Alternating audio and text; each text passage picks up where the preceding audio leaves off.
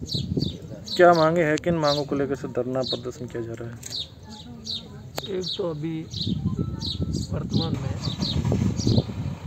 Corona जैसी वैश्विक महामारी के कारण जो संक्रमण फैला और जो लोगों की मृत्यु हो रही है, उसमें केरल वालों से मैं कई दिनों से प्रयास कर रहा था कि भी आप उसमें कुछ CSR के तहत जो आपका फंड है उसमें से हमको पैसा दिया, पर उन्होंने उसमें से एक पैसा दिया और जवाब भी दिया। ये यहाँ पर किसानों की हज़ारों बीघा ज़मीन इन्होंने ली, यहाँ पर ये इतना बड़ा प्रोजेक्ट लगा, तो इनके पास CSR का पैसा है तो इनको यहाँ खर्च करना चाहिए। ये नियम में, कायदे में, ये कोई किसी पे एहसान करने की बात नहीं है या इनसे हम कुछ ऐसे कोई मांग रहे हो, ऐसा कुछ नहीं है। नियम के तहत मांग रहे हैं, फिर भी इन्होंने उसकी कोई परवाह नहीं की।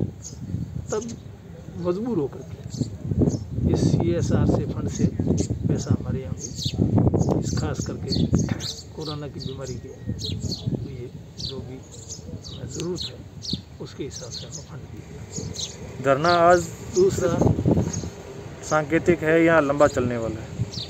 जब तक हमारे जो मुद्दे हैं, ये मुद्दा ये है, मैंने आपको बताया, दूसरा मुद्दा ये रोज़गार का। पहले भी रोज़गार के मुद्दे को लेकर के यहाँ पर धरना चला था, वो लंबे समय तक चला था। फिर उसमें मैं खुद यहाँ आया था और आकर के केरन वालों के और धरनार्थियों के बीच में बैठ कर के एक इनके समझौता करवाया था धरनार्थियों के और केरन के बीच में, तो स्थानीय लोगों को रोज़गार देंगे। लेकिन उस समझौते पर इन्होंने कोई अमल नहीं किया। उसके लिए भी मैं कई बार प्रयास किए, लेकिन उसमें भी कोई खास प्रगति नहीं हुई। तो वो मुद्दा पहले से है और ये मुद्दा भी है। और इनके पास CSR में फंड की मेरे हिसाब से कोई कमी नहीं है। वो तो अब ये बताए इनके पास CSR का कितना पैसा है, उसमें से कितना इन्होंने खर्च किया है, खर्च किया तो कहाँ किया है, वो उपयोगी काम में खर्च किया या ऐसे ही अनुपयोगी काम में अगर इन्होंने खर्च किया है तो वो वेस्ट एक्सपेंडिचर है। आज कई जगह इन्होंने ये कह रहे हैं हमने RO प्लांट लगाए, यहाँ एक भी RO प्लांट सक्सेस नहीं है।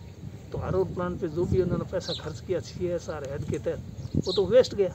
पब्लिक को क्या फ़ायदा उससे? पब्लिक को तो उससे कुछ फ़ायदा नहीं हुआ, तो फिर खर्च करने से क्या मतलब CSR का पैसा भी आप यहाँ कुछ खर्च भी करो तो यहाँ के लोगों की आवश्यकता के अनुसार, आवश्यकता किस चीज़ की है लोगों को, उस पर खर्च करो। आवश्यकता किसी चीज़ की आप खर्च किसी पे कर रहे हो तो उससे पब्लिक को कोई फ़ायदा नहीं, उसकी कोई उपयोगिता नहीं, यूटिलिटी नहीं। तो इसलिए ये दो मुद्दों को लेकर के ये धरना है। जब तक इन पर कोई समाधान नहीं होता तब तो बैठे हैं। कब समाधान होता कब नहीं होता ये तो इनके ऊपर है।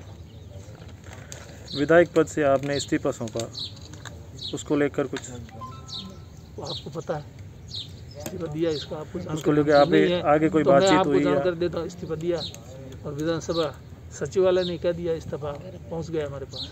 आप आला कमान से किसी से फ़ोन आया हो, बातचीत हुई हो ऐसी कोई ऐसी तो मीडिया में आ गया है, कोई उससे आ गया हो कोई बात। इस्तीफा सौंपने के बाद भी आपने जो कोरोना काल में मृत्यु हुई है उन लोगों के लिए 2-2 लाख रुपए की मांग की है, लोगों के लिए 2-2 लाख रुपए की मांग की है। मैंने ये समझा कि अब उनकी जान तो हम नहीं बचा सके, उसका हमें दुख है, उनके प्रति हम संवेदना ही प्रकट कर सकते हैं और परिवार के ये मान दुख झेलने की शक्ति दे ईश्वर, ये प्रार्थना कर सकते हैं। और उसके साथ साथ कुछ सरकार की तरफ से उनको आर्थिक सहायता मिल जाए तो जो कमाऊ सदस्य उस परिवार में से चला गया तो उस परिवार का आज बड़ा मुश्किल है। आज इधर लॉकडाउन, तो आज उस परिवार की क्या स्थिति है उसको देखते हुए उन लोगों को मदद देनी चाहिए। ये मैंने अनुरोध किया मुख्यमंत्री जी सरकार से और उम्मीद है कि उनको सरकार सहायता देगी।